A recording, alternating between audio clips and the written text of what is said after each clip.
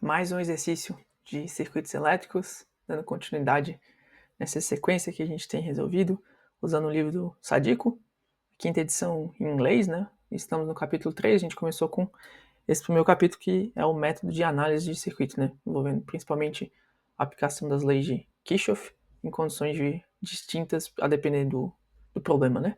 Que questão 3.4, novamente, eu tenho dado preferência para responder, ou vou dar preferência, para responder as questões pares, porque eu sei que elas não têm no gabarito do final do livro, embora eu tenha um manual de soluções aqui para conferir que todo o racional que eu estou apresentando para você esteja correto. Certo?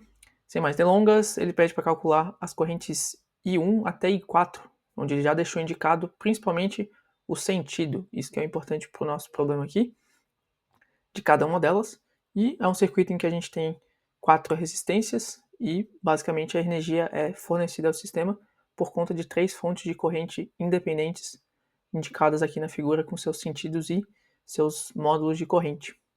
Como que a gente calcula esse problema? Ele tem uma diferença em relação ao último que eu resolvi aqui e é igual ao primeiro que eu resolvi aqui, por quê?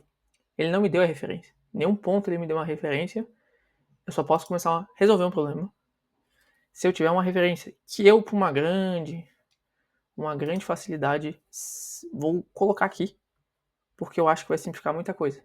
Por quê? Todos esses nós estão em curto-circuito, ou seja, eles têm o mesmo potencial, porque não tem nenhum elemento entre eles conectando os fios, né?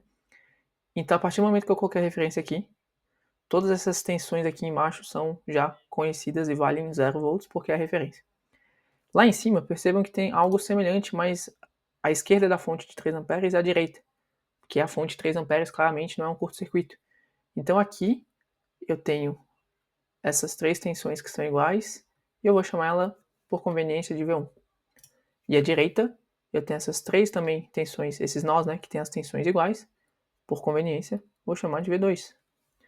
Ora, se eu encontro V1 e V2, eu consigo calcular V1, a corrente 1, porque eu tenho V1, eu tenho a referência, eu tenho a diferença de potencial nesse resistor, lei de Ohm, eu aplico, calculo I1. A tensão é a mesma que está aqui, mesma tensão que está aqui azul embaixo, eu consigo calcular. É o mesmo ΔV no final das contas, né?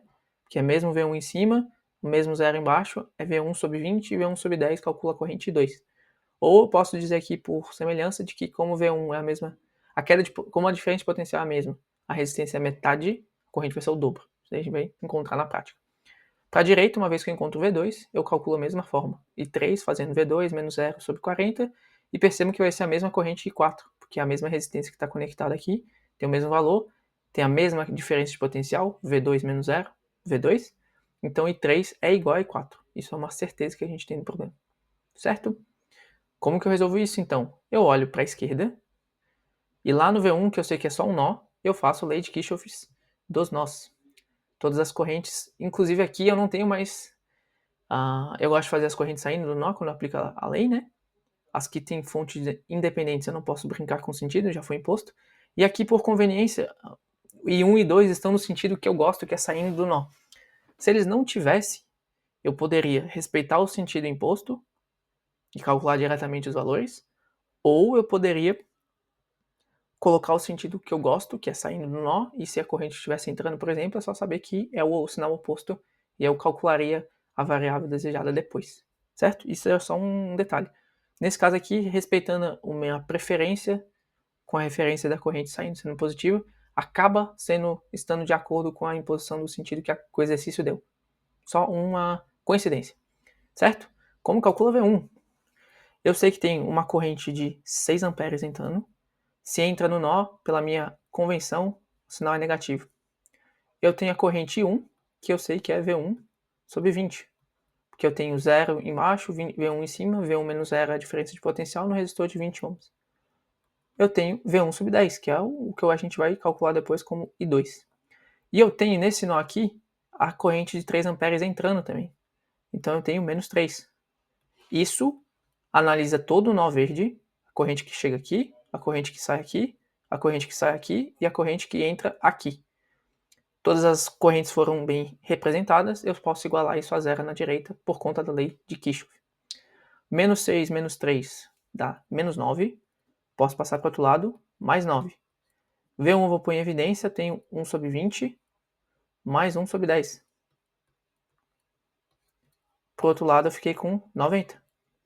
Se eu multiplicar todo mundo por 20 na esquerda e na direita, eu tiro a fração, as duas frações ali da esquerda. Mínimo múltiplo comum entre 20 e 10 é 20. Multiplico na direita para manter a igualdade. Também eu tenho V1 aqui. 20 sobre 20, 1.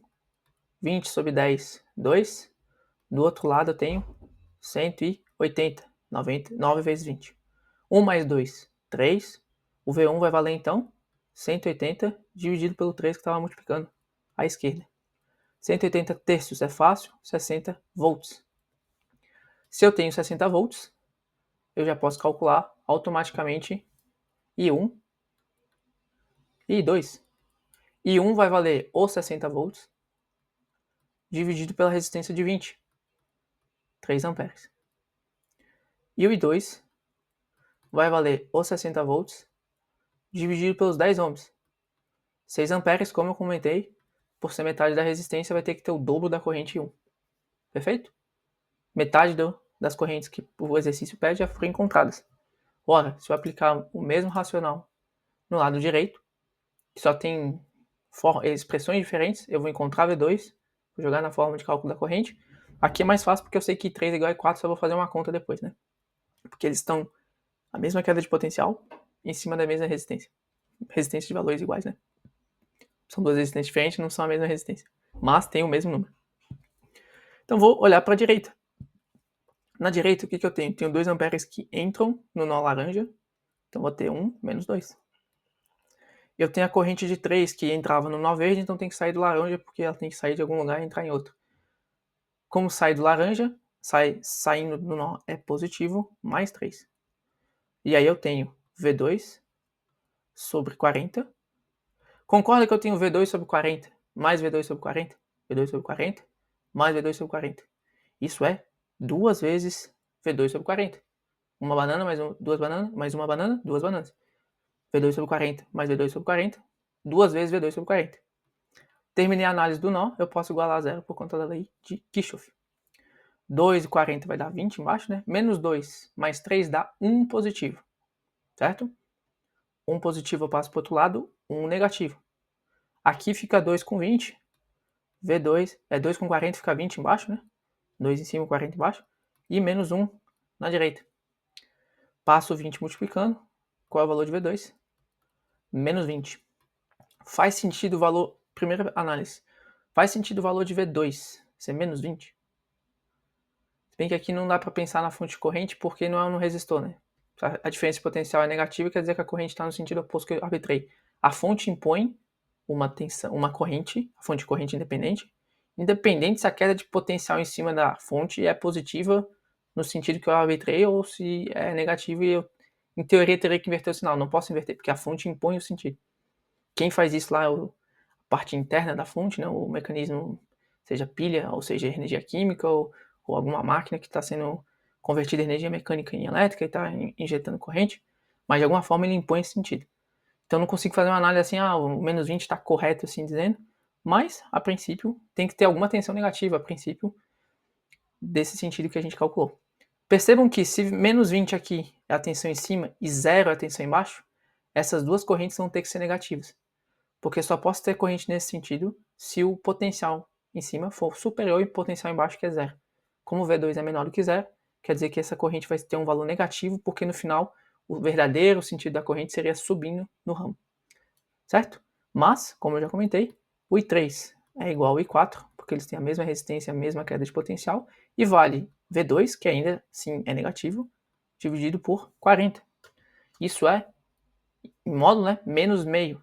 Em módulo não, porque aí não é negativo. 20 sobre 40 é meio, né? 0,5. Então, menos 0,5 amperes. Como eu resolvi essa questão? Eu não tenho certeza. Quer dizer, eu confio muito no que eu fiz, mas eu não tenho como te garantir. Eu vou olhar agora o gabarito. E ele diz que, de fato, V1 vale 60 volts, V2 vale menos 20 volts, I1 vale 3 amperes, I2 vale 6 amperes, I3 vale igual a I4. Ele fez a mesma conta duas vezes, mas eu já sabia que era igual. Ele aqui coloca menos 500 miliamperes. 0,5 amperes menos 0,5 amperes é menos 500 miliamperes. 500 sobre 1000, né, que é o milli, dá 0,5. Então, eu prefiro deixar em ampere, ele colocou em miliampere, não tem problema nenhum, desde que esteja com a mesma ordem de grandeza, que resulte no mesmo número que eu encontrei aqui. No caso, o meu número tem que dar igual ao que ele encontrei ali, né? E, no caso, é exatamente o que aconteceu. Então, a resposta está no gabarito. Está de acordo com a nossa resolução? E assim que resolver um desses exercícios, percebam que eu tinha que ficar sempre atento ao sentido que ele colocou do I1, I1, I2, I3 e I4, se eu quisesse encontrar essas variáveis automaticamente, né? E formas de resolver circuito. Eu gosto muito de fazer transformada de fonte, a gente vai chegar em exercício desse tipo. Se eu fizesse uma transformada de fonte aqui, por exemplo, eu manteria ainda assim o sentido do I1. Depois, se eu tentasse fazer de novo, eu provavelmente ia perder o sentido do I1, ou ia perder ele mesmo até desenhado no circuito. Então, algumas técnicas funcionam quando você não tem que encontrar uma variável que está dentro do circuito, que depois faz parte da resposta do exercício. Mas esse era um exercício bem mais tranquilo, só precisou encontrar V1, V2, depois aplicar a lei de Ohm individualmente em cada uma das resistências. Se você achou que foi interessante a resolução e você aproveitou aqui todo o tempo que a gente ficou por aqui, considere deixar um like no vídeo para o YouTube e para mim também a gente ter esse entendimento de que faz sentido dar sequência nessa série. Se ficou algum passo que não ficou tão claro, pode estar deixando um comentário que eu vou estar respondendo, esclarecendo assim que possível, e a gente se encontra no próximo exercício.